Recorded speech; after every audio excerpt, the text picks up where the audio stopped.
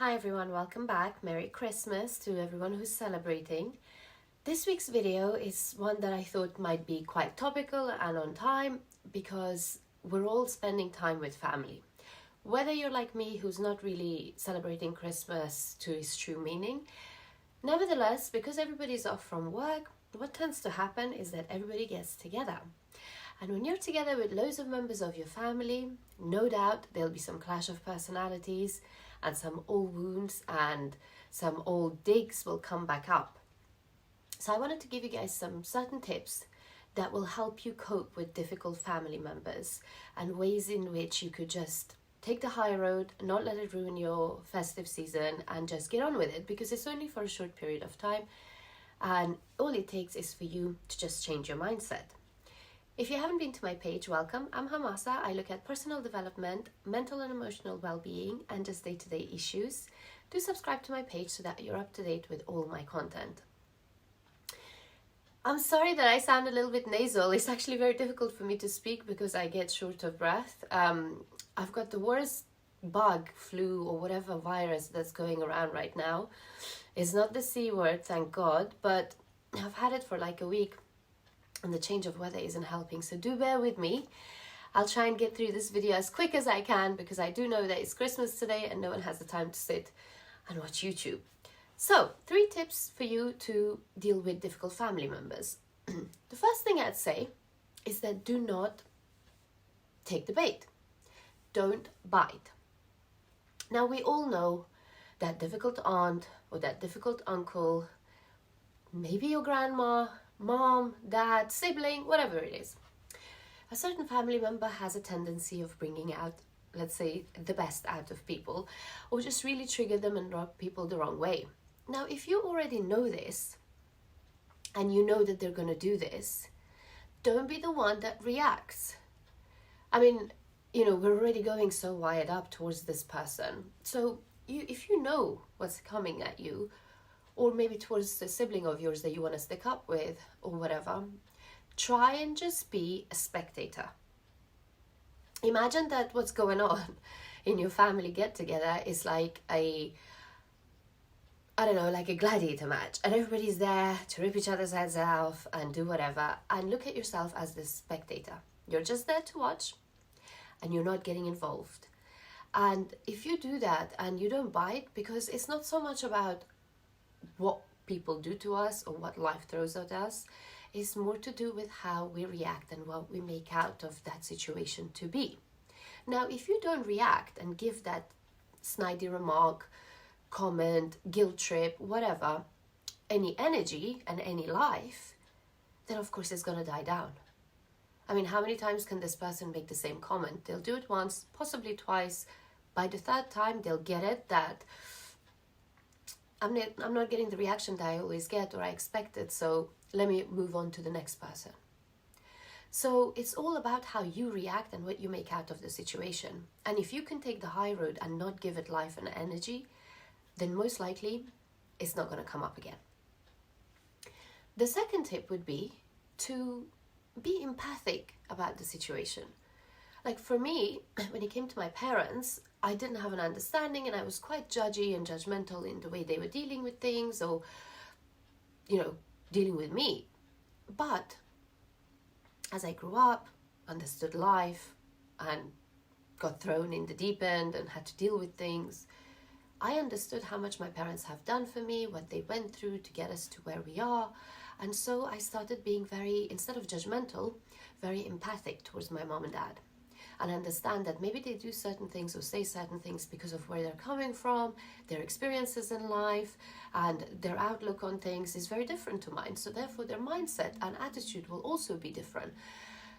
And that kind of mindset and attitude has helped me overall in life generally to try and just be empathic towards people and understand that everybody has a story and theirs isn't the same as yours. So their reactions wouldn't be the same as yours.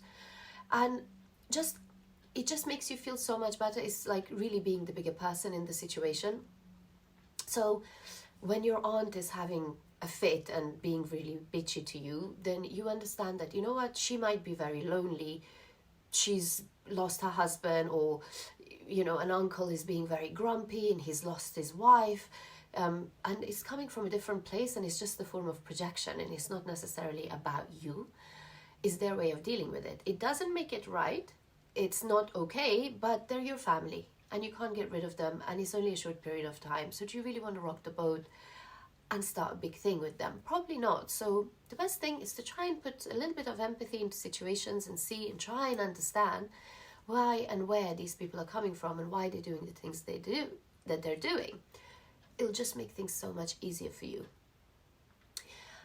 And lastly, it's important for us to understand, the ones that have moved out or have grown up and have their own families, that when we go back to the familiar environment or the people that we've grown up with, when we go back to our family homes, what tends to happen is that we fall back into our roles. So if you're the grumpy one in the family, you go back and start acting grumpy because that's who you are. That's what people know you as. If you're the baby of the family, you go back, even though you're grown up and moved out, you go back and you start acting like the baby of the family.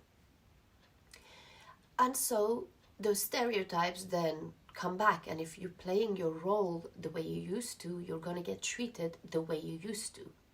So if you want to break these generational traditions or just mindsets, and let people know that you've grown up, you're not that same person anymore, you're not like your dad's little girl and like going to play up to that, you're not grandma's favorite grandson and therefore you're going to take liberties because that's just who you are. Understand that if I'm going to act the way I used to, I'm going to get treated the way I used to. So that way it'll really help you set some real grown up, mature boundaries. And also they will start seeing you for who you've become, what you've grown up to be, not who you were. So if you don't play that role, you act different, you act as the person that you are now, not as the person that you were when you were living in that environment around those people, then people will start treating you differently as well. It may not happen straight away, but as they spend time with you and see a different mindset, different attitude, different person, then they will start treating you as the new you or as the grown you. So it's important for us to, because we may not even realize that we do these things. It's kind of the comfort zone. You go and this is who you are and this is who you will be around your family. But if you don't like how you were getting treated before, then you're not helping the situation by acting up on that. So just be conscious and wary of your own behavior. And lastly, understand that you can't really change your members of your family. You just cannot. And you can't get rid of them either. You can't throw them away. The only thing and the only person that you have control over or that you can change is yourself. And there are things that you could do, growth steps that you can take to really be the bigger person in the situation and understand that it's temporary.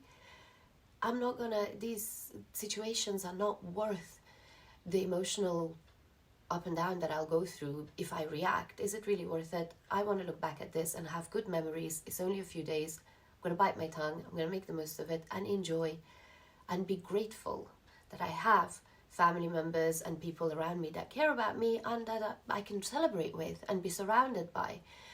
They may not be the best all the time. They may not be the ones where we would like to, but still, not being alone and having that. And the sooner you understand that, it will really help you spend your Christmas how you should be, merry, happy, jolly, and all of those. So I hope that you guys found this video helpful. I hope that you've had a lovely time with your family, whether you're celebrating Christmas or not. If you do feel like this may help someone and they're dealing with a bit of toxic family members, please do share it with them. Please subscribe to my page, like and comment on this video, and I think I will be seeing you guys in the new year. And if so, then wishing you all a very happy and prosperous new year. Thank you so much for watching. Mwah.